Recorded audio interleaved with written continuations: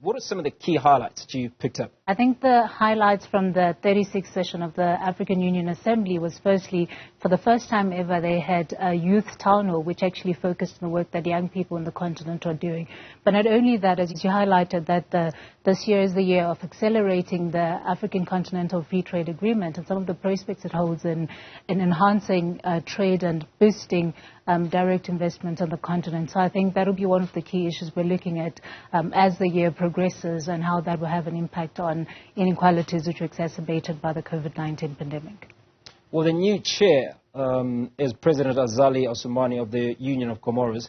How much value do you think he'll add to the African Union? How much influence is he likely to have? Great. That's a very interesting question that you raised there. Share with you, I'm not too sure if it's a proverb or a saying that says, if we judge every animal by its ability to climb a tree, then we're being unfair in our apparatus. Is the Union of Comoros a relatively smaller state? Of course it is, but does it mean that it cannot lead? And even if it might show some shortcomings, as other people are anticipating, I think it also provides room for more coordination among member states of the African Union and having countries work together, which is really what the AfCFTA promotes. So we could also think of it in terms of highlighting the rights of indigenous groups, but not only that, we can look at issues such as the blue economy and how that is actually relevant not only to states that are ocean states, but also even the so-called landlocked states. Because how much does the Africa Free Continental Trade area allow young people to participate? I'll go back to the example I gave at the beginning of this interview, which is the very first youth town hall. We actually had the Secretary General of the African Continental Free Trade Agreement, the Secretariat, His Excellency Wamkele is speaking to over 200 young people that gathered at the African Union for the first time on the sidelines of the Heads of State Summit. So I think that's evident of the incremental change that we see within the African Union as an institution, but also reflective of some of the changes we see on the specific countries themselves. So in that regard, I think because the African Union is an assembly of different states, and once we see that continental prioritization of young people's participation, then we hope that throughout the year it will be mirrored across different countries and across different states. So should you be pushing for a seat on the AU to look after the agendas of young people, do you think? We do have a seat at the AU, and we've got the Office of the African Union's Youth Envoy, who champions various issues. Previous year, she actually did listening tours where she visited over 20 countries and had sit-downs with young people and then reported back to the African Union. And in addition to that, we've got my office, which is the Office of the African Youth Ambassadors for Peace, and one is appointed per region to represent the 5 regions we have in the continent. So I think that's progress that has been made, and the onus is on us as young people to leverage in these institutional changes we're seeing to bring about more representation of young people. And I'm going to admit it, of course, in relation to the number of young people we have on the continent, we've got millions and millions of them.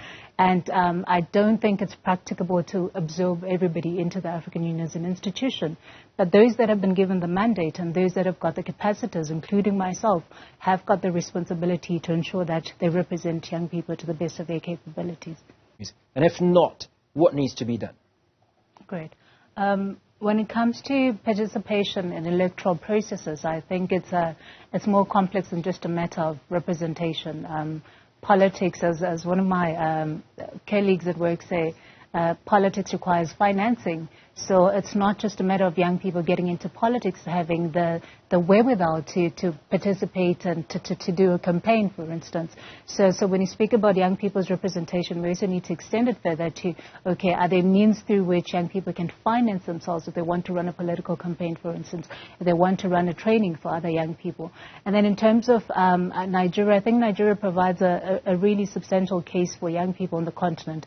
They had not too long ago the Not Too Young to Run bill, which so the reduction of the number of years that are required to run for political office.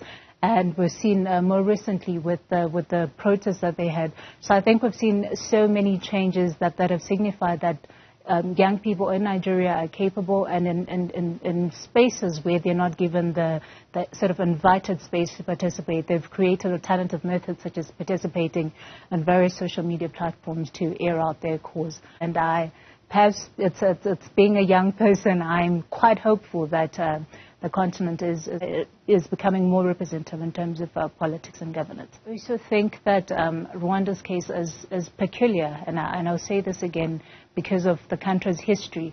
There is a commitment towards post-conflict reconstruction. There is a commitment towards building together because people have experienced the impacts of war and genocide. So you're suggesting that Rwanda's advantage, if you will, is the fact that they went through such a horrific period in their history, and that other countries that shouldn't be as forward-thinking as them.